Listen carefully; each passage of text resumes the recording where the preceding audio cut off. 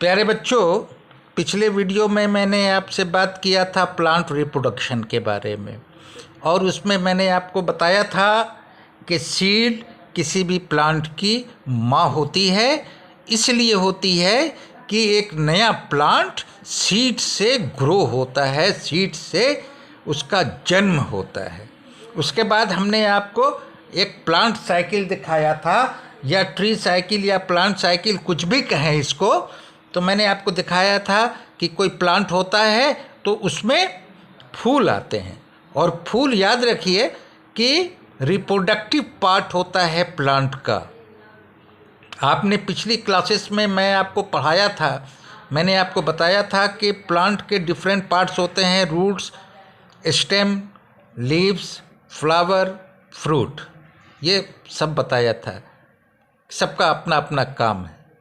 तो root water mineral absorb करता है, स्टेम वाटर रूट से लेके different parts of the plant तक पहुंचाता है, लीफ प्लांट के लिए खाना तैयार करता है जिस प्रोसेस को हम फोटोसिंथेसिस कहते हैं। फ्लावर को हमने आपको बताया था कि it is sexual part of the plant, क्योंकि फूल नहीं होगा तो फल नहीं होगा। सो सेक्सुअल पार्ट है ये। तो फल होता है, फल के अंदर फ्रूट्स कंटेन सीड्स, फ्रूट के अंदर सीड्स होते हैं, और इस सीड से ही एक नया पौधा जन्म लेता है। तो हम कह सकते हैं, मान लीजिए कि ये आम की गुठली है, ये आम की गुठली है, सीड, और हम कह सकते हैं कि इसके अंदर एक आम का पेड़ मौजूद है। तो आप तो बड़ा ताज्जुब करेंगे कि तो गुठली है सर, इसमें आम का पेड़ कहाँ है? तो दरअसल इसी में से एक निकलता है ना पौधा, इसी में से पौधा निकलता है, और यही पौधा आगे जाके धीरे धीरे एक बड़ा प्लांट बनता है। उसमें टाइम लगता है, लेकिन निकला कहाँ से? निकला ये सीड के अंदर से। आज हम लोग बात करेंगे structure of seed, structure of seed, ये हम बात करेंगे आज। देखिए, प्लांट के जो डिफरेंट पार्ट्स हैं वो आपको दिखलाता हूं मैं। देखिए, ये मान लीजिए कि एक बीन सीड हमने लिया।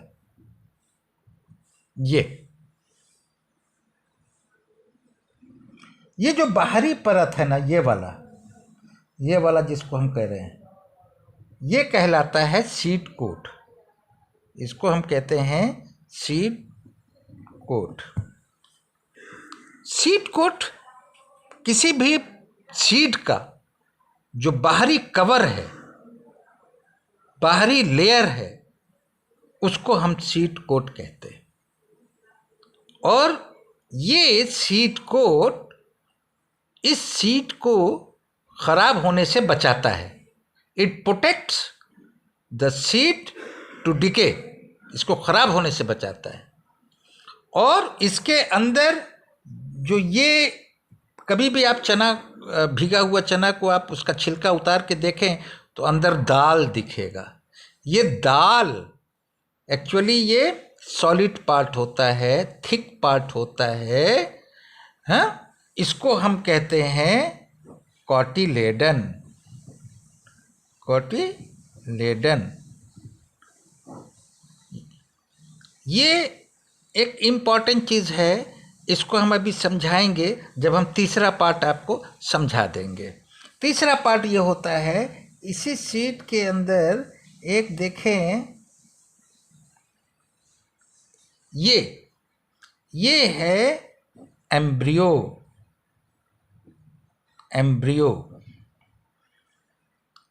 और इसको हम कह सकते हैं बेबी प्लांट।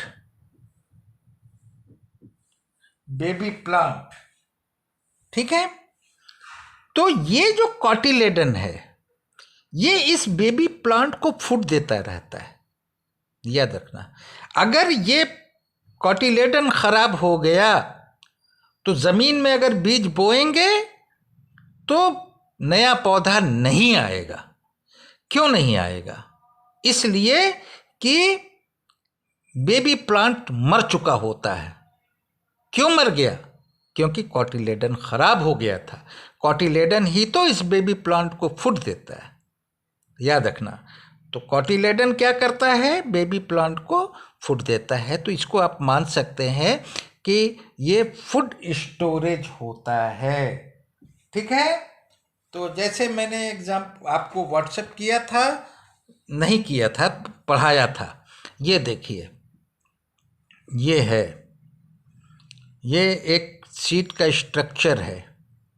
इसमें जो सबसे बाहरी कलर दिख रहा है, बाहरी पार्ट दिख रहा है ब्राउन कलर में, ये सीड कोट है और ये outer layer of the seed है।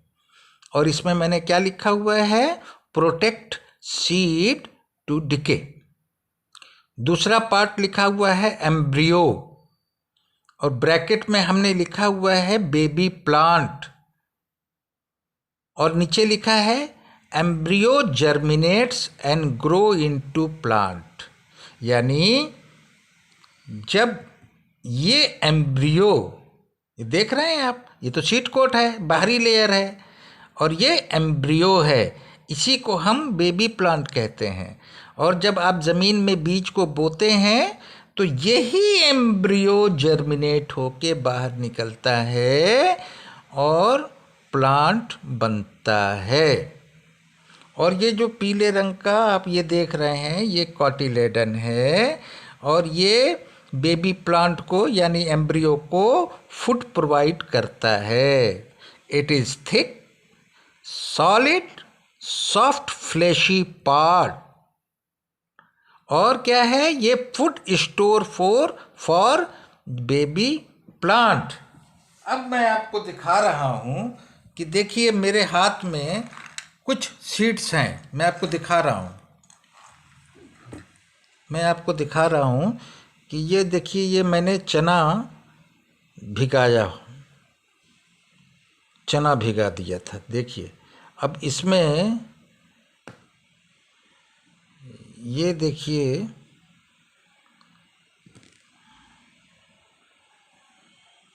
ये सफ़ेद सफ़ेद दिख रहा है ना चने का, ये सफ़ेद सफ़ेद, तो ये जर्मिनेट कर रहा है। ठीक है, अंकुरित हो रहा है। इसको हिंदी में अगर आप कहेंगे तो कहेंगे ये अंकुरित हो रहा है। देखिए देखिए देखिए, आपको दिख रहा होगा, ये अच्छे से देखिएगा, आपको दिखेगा। ठीक है। ये देखिए, ये इसी को हम कहते हैं कि ये बेबी प्लांट अब बाहर आ रहा है, यही एम्ब्रियो बाहर आ रहा है, याद रखना। अभी मैं आपको दिखाता हूँ कि इसका जो डिफरेंट पार्ट्स है। ये देखिए, ये ब्राउन कलर का पार्ट है, और यहाँ देखिए आप, एक हमको कोई पिन दे दो तो, ये चने का शेप देखिए, और यहाँ पर इसके स्ट्रक्चर में देखिए, इस जगह पर, यहाँ पर एक छेद जैसा होता है। जब आप भिगाएंगे इसको तो यहीं से पानी अंदर इसमें भरता है। तो देखिए, ये हमने इसका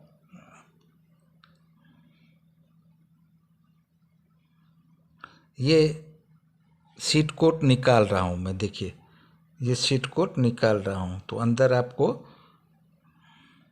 एक पिन दे देना।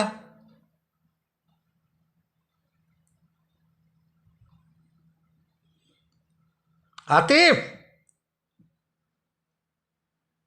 ये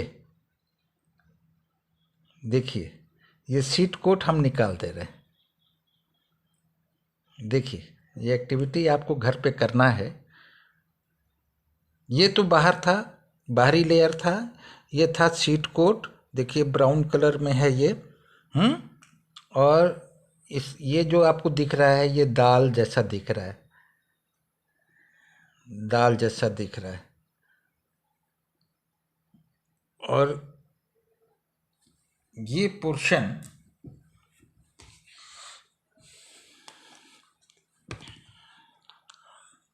ये जो दिख रहा है ना, ये ये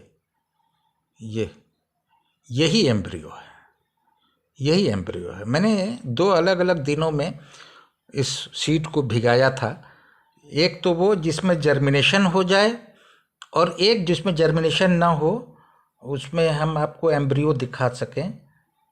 तो जब आप घर में करेंगे तो पिन लेके करेंगे और पिन लेके आपको दिखेगा। ये है एम्ब्रियो। देखिए इसका शेप आपको कैसे दिख रहा है। इसका शेप आपको इस तरीके से दिख रहा है। ये देखिए,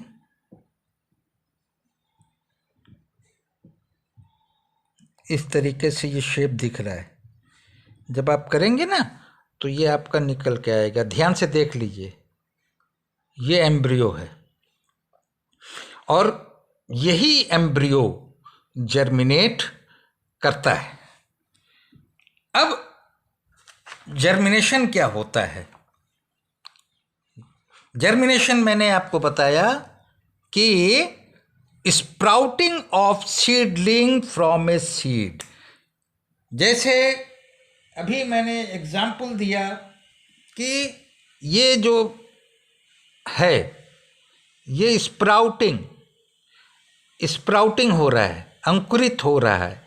एक सीड के अंदर से एक चीज़ निकल के बाहर आ रही है, स्प्राउट। इसी को हम अंकुर कहते हैं, इसी को अंकुर कहते हैं। इसी प्रोसेस को जब स्प्राउट होता है, ये सीडलिंग है, जब ये स्प्राउट होता है एक सीड से तो इसको हम जर्मिनेशन कहते हैं।